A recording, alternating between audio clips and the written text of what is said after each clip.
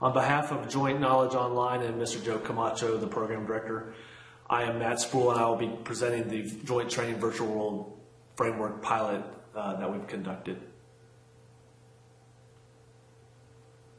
This is my agenda I'm going to follow. It's quite a bit of content, but I believe we'll be able to get through it. We're going to go through and culminate with some demos so that you'll actually see what we've been able to do in the project. This is, if you've watched Joe Camacho's slides in the past, this is the JKO Pyramid, and we finally been able to realize the entire vision of everything that this slide portrays. The JKO mobile pilot program that was released this fall is the top of the pyramid, and it's enabling us to do the virtual pilot program on mobile. Part of the project was to convert the Combating Trafficking in Persons mobile course into the JKO hybrid app.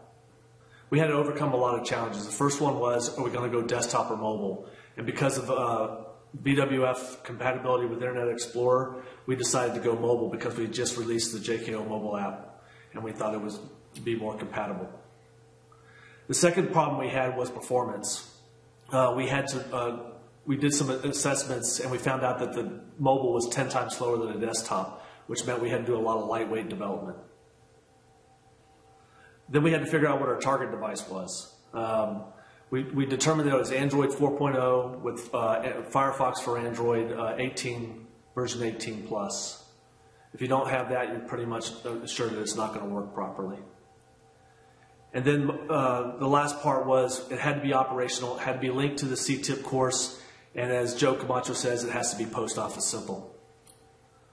I'm going to go through the demo. When you land, after you come out of the course, you click on a link or tap on a link. You land in the environment. You have some instructions, and then you have this landing page that's in the lower right-hand corner. You tap on the arrow to go from scene to scene. The first time you tap on it, you go into the marketplace where we have the vignettes. So you've learned the content in the mobile course. Now you're going through some vignettes to practice what you learned. You tap on the vignettes, which is machinima. That vignette plays, and then when it's done, there's some questions that you have to answer. And then when you get done answering all the questions and all the vignettes, it takes you to an AAR, tells you what you got right and wrong. If you got a question wrong, you can tap on the question, and it tells you how you answered it and how you should have answered it. And then you get instructions to go find the gold star, which is the coup de grace. It's the virtual framework working completely.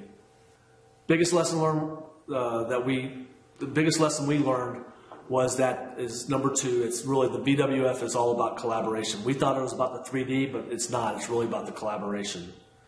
So why is this important? It's operational now. It's online. You can access it through your JKO mobile app.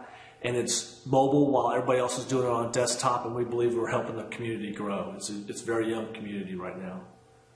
We also did some experimentation. It ended up being, we did 3 experiments. It ended up being the all Sprite experiment over 2D, overlaid on the BWF framework.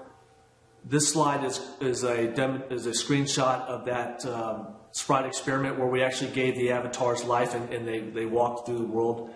They're really 2D on 2D mesh. But it was successful, and it works on desktop and mobile. And then the last demo is where we actually control the view on the desktop from a mobile device, and that's using the collaboration feature that we had not used in the operational demo. But this takes all of the virtual framework capabilities and brings them together. Okay, I have a question for you. You said that the virtual world framework was more about collaboration than it was about a virtual world or being 3D. Right. Can you describe that a little bit more? Well, the virtual framework, when we first started the project, we thought the WebGL component, because there's 5 components, was the most important part. And we got stuck on the bright, shiny object, the 3D component. Well, that's nice, and it allows you to visualize things. Really what the virtual framework is about is collaboration where 2 or more people can go into a scene and experience the same thing, even from different views. And it's synchronized so that they are seeing the same thing.